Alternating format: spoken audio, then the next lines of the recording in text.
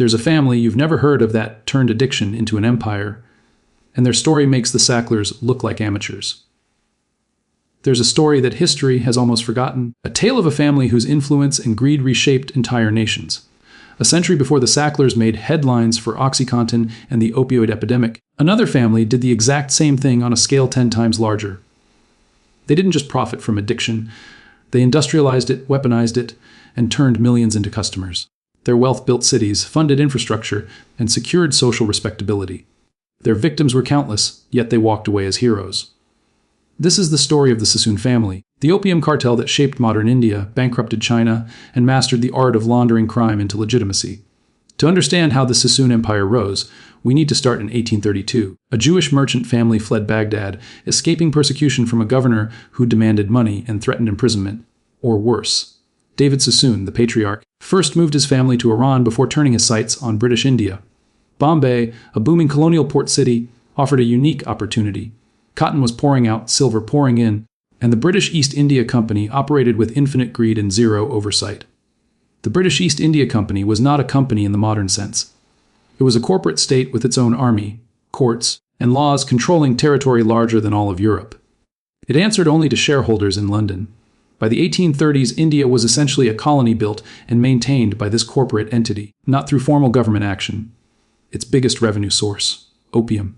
David Sissoon arrived with little capital, but three critical advantages: connections, knowledge, and timing. His father had served as chief treasurer in Baghdad, giving David deep networks of trust across the Middle East. In a world where contracts were fragile, these ties were worth more than gold. He had knowledge of courts, trade, and government operations, understanding how to position himself as indispensable to those in power. And his timing was impeccable. The British were turning India into a drug factory to solve their economic problems with China. By the early 1800s, Britain faced a massive trade deficit. Tea, silk, and porcelain from China were essential for British consumers, but China refused British goods in exchange, demanding silver instead. Millions of pounds of silver flowed out of Britain annually, threatening the empire's economy. The solution was opium. Cultivated in India, smuggled into China, it created addiction that reversed the trade deficit. Britain profited. China suffered. David Sissoon understood the opportunity immediately. Most merchants participated as middlemen, buying opium at auction and shipping it to China. The Sissoons did not. They controlled the entire supply chain. They financed cultivation, owning the land and providing loans to farmers. They operated warehouses, controlled shipping fleets, ran insurance companies, and had agents in every major port. They did not need to bribe their way in. They were collaborators with the empire, officially protected and indispensable to British interests. By the mid-1830s, the Sissoon Company shipped 30,000 chests of opium annually to China. Each chest weighed over 120 pounds, totaling millions of pounds of narcotics every year. By the late 1850s, they shipped 59,000 chests. Entire cities in China collapsed under addiction. Families starved while fathers smoked themselves into ruin. Farms failed, productivity collapsed, and the Chinese economy was paralyzed. Meanwhile, silver flowed back to Britain, completing the economic victory. China tried to fight back. In 1839, Lin Zexu, an incorruptible official, confiscated over 400 tons of opium in Canton and publicly destroyed it. His letter to Queen Victoria questioned the morality of flooding China with a substance banned in Britain itself. The British responded with war. Gunboats destroyed Chinese defenses in what became the First Opium War. The Treaty of Nanking in 1842 forced China to pay massive reparations, open ports, and cede Hong Kong, ensuring opium trade continued unimpeded. The Sissoons expanded further. The Second Opium War, 1856-1860, with France joining Britain, resulted in the destruction of the Old Summer Palace in Beijing and the Treaty of Tientsin, which legalized opium imports. The family's wealth skyrocketed. They reinvested in legitimate enterprises: cotton, tea, silk, banks, railroads, and telegraph lines. Drug profits were converted into infrastructure, employment, and social respectability, demonstrating the classic method of laundering illicit wealth into legitimacy. Philanthropy was key. David Sissoon funded libraries, schools, hospitals, and synagogues. The David Sissoon Library in Bombay, still standing today, was funded with opium profits. The Sissoon Dock became a central commercial port funded by his donations.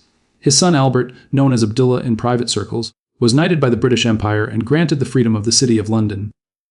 Honors rare even for wealthy European Jews. The Sissoons had turned their empire of addiction into public respect and social immunity. Yet the human cost was staggering. Millions in China suffered addiction, poverty, and social collapse. Entire generations were destroyed. The family's opulence was built on pain, yet history remembers them for philanthropy, not opium. Drug empires, as the Cissoons prove, thrive when they intertwine their wealth with civic contributions, philanthropy, and official protection. By the mid-20th century, the empire crumbled. With the rise of the Chinese Communist Party in 1949, foreign assets were nationalized. Victor Sissoon lost over $1 billion in today's money overnight, fleeing to the Bahamas. Back in Britain, the company declined under hired management, and by the 1980s, government officials declared former directors unfit to serve. The empire that once controlled 70% of global opium trade ended not with fanfare, but with bureaucratic humiliation. Buildings, libraries, docks, and hospitals remain as silent monuments to their wealth, but the family itself faded from popular memory. Most people today have never heard of the Sissoons. Historians and finance scholars study them, but they are not household names like the Rothschilds or Rockefellers. The lesson is clear: drug empires are temporary. They amass wealth, corrupt institutions, destroy lives, and buy respectability, but eventually collapse under internal or external pressures. The Sacklers followed the same pattern. Purdue Pharma declared bankruptcy in 2019, paying roughly $4.5 billion in settlements from an estimated $20 billion fortune. Most of the money remains protected through trusts and family distributions. Museums remove the Sackler name, but the family continues to wield enormous wealth. Time will likely allow them or their descendants to re-emerge under new names, continuing similar operations elsewhere. The broader pharmaceutical industry illustrates the point further. Johnson & Johnson, McKesson, AmerisourceBergen, and Cardinal Health shipped billions of opioid pills beyond legitimate medical need. Fines were paid, but operations continue. The system profits until public outrage forces minimal accountability. Industrialized addiction, vertical integration, and philanthropy remain the formula. Modern medicine perpetuates similar patterns under the guise of treatment. Antidepressants, ADHD medications, and chronic disease treatments create dependency, generating long-term customers and steady revenue streams. The economics are the same: addiction, profit, philanthropy, and social immunity. History repeatedly shows a cycle: empires rise with state backing, profit from mass addiction, launder wealth into legitimacy, and eventually fracture or dissolve. The Sissoons built modern Mumbai, funded infrastructure still in use, and destroyed millions of Chinese lives. Modern pharmaceutical empires replicate the same strategy. Medication and philanthropy intertwine, creating social acceptance while hiding the human cost. The Sissoons were called the Rothschilds of the East, a compliment at the time, now a cautionary tale. Every empire built on addiction eventually collapses. The only question is the damage done before it falls and whether accountability ever arrives. David Sissoon died wealthy in 1864, Albert in 1896, honored by the British Empire. Their names remain on buildings and institutions, masking the devastation behind their fortunes. The Sacklers follow a similar trajectory. Settlements made headlines, but most wealth remains intact. Over decades, descendants will continue funding institutions, and history will likely remember the philanthropy more than the opioids. New generations of pharmaceutical families are already being celebrated for vision and philanthropy, while profits from addiction continue to flow. The pattern is persistent profit from human suffering, convert wealth into legitimacy, and wait as time transforms infamy into respectability. Public memory forgets the victims, celebrates the contributions, and the cycle repeats. The lesson is timeless. Always follow the money, question the celebrated philanthropist, and understand that addiction has always been an industry, not an anomaly. The Sissoons provide a blueprint for understanding modern drug empires. Industrialize addiction, maximize profit, launder through public works, and create social immunity.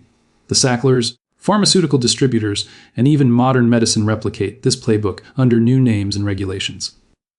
History shows that the cost of human suffering is never fully paid, while profits endure across generations. In the end, every empire built on addiction leaves behind two legacies: infrastructure and destruction.